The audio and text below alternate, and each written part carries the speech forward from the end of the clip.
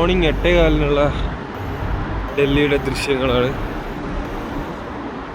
ഹോട്ടലുണ്ട്, സ്പായുണ്ട്, ബാറുണ്ട്, ബസ്സുണ്ട്,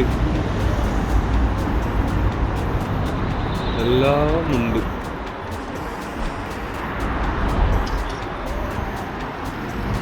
മോനെ കൊടുന്നൂർ പോയിട്ട് ചുണ്ടെല്ലാം പൊട്ടി തൊലിയെല്ലാം പോയി. ഓ എന്താ വേണം.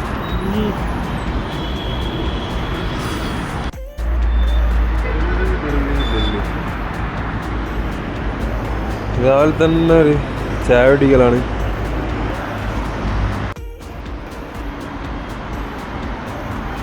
നല്ല തരക്കേടില്ലാത്ത ചായ, ഏലക്കായും എന്തെല്ലോ സാധനം ഇട്ടിട്ടുണ്ട്. നല്ല ടേസ്റ്റി.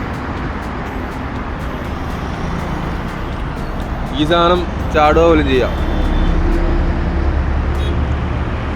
വേണമെങ്കിൽ വീട്ടിൽ കൊണ്ടുപോകും, ആര് വീട്ടിൽ കൊണ്ടുപോകും, ഇവിടെ തന്നെ ഇടുന്നല്ലാണ്ട്. കാരണം ഈ മണ്ണിൻ്റെ സാറല്ലേ. അയ്യോ കുഴപ്പമില്ല. റെഡ് ഫോർട്ടിലാണുള്ളത്. റെഡ് ഫോർട്ടിൻ്റെ അകത്തേ കൂടി വെറുതെ ഇങ്ങനെ നടക്കുകയാണ്. എല്ലാം കണ്ടുകൊണ്ട് എല്ലാ കെട്ടിടങ്ങളും ദിവാനി കാസും ദിവാനി ആമും എല്ലാം കണ്ടുകൊണ്ട് ഇങ്ങനെ നടക്കുകയാണ്. ചുറ്റിനും വിദേശികൾ, വേറെ സംസ്ഥാനത്തു നിന്നുള്ള ആൾക്കാർ, അങ്ങനെ കുറേ പേരുണ്ട്. നമുക്ക് ചുറ്റും ഒന്ന് കാണിച്ചു തരാം.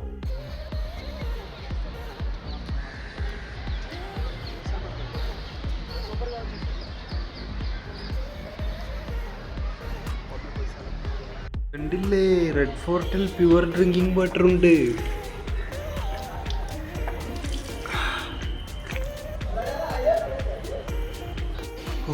ദാഹിച്ച് വലയല്ലേ, എന്തൊരാശ്വാസം. കുടിച്ചു കയറും.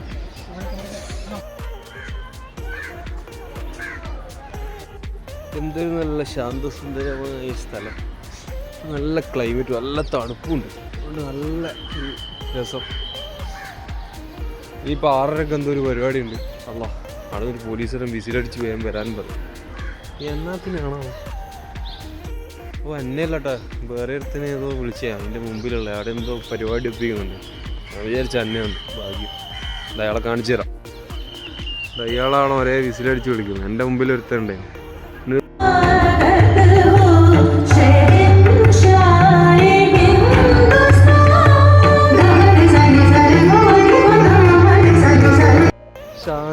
ഷാജഹാനും ഒരു സംഭവങ്ങളോ, കിടിലൻ സംഭവം തന്നെ. എല്ലാം കൊള്ളാം, ഒന്നിനൊന്നും മെച്ചം. ബിൽഡിംഗ് ആണേ, സൂപ്പർ ഫാന്റാസ്റ്റിക്.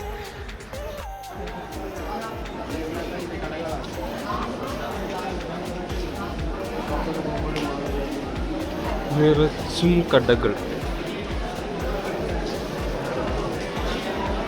പലതരം സാധനങ്ങളുണ്ട്. ഡ്രസ് ഐറ്റംസ്, ഇങ്ങനെ പ്രതിമകൾ, മരത്തിൽ കൊത്തി ഉണ്ടാക്കിയ കിടിലൻ സാധനങ്ങൾ, മാലകൾ, കമ്മലുകൾ, എല്ലാം വെറൈറ്റി ഐറ്റംസ്. എല്ലാത്തിനും നല്ല പൈസയും ഉണ്ട്.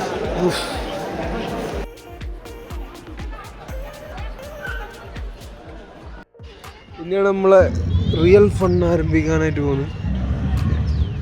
സ്ട്രെയിറ്റ് മണാലിയിലേക്ക് പോകാനായിട്ട് പോവാണ്. ഇനിയിപ്പം ഇത് കഴിഞ്ഞിട്ട് നേരെ വണ്ടി എടുക്കുന്നു, ഒരു സ്ഥലത്ത് ഫുഡ് കഴിക്കാൻ കയറുന്നു, സ്ട്രെയിറ്റ് മണാലി.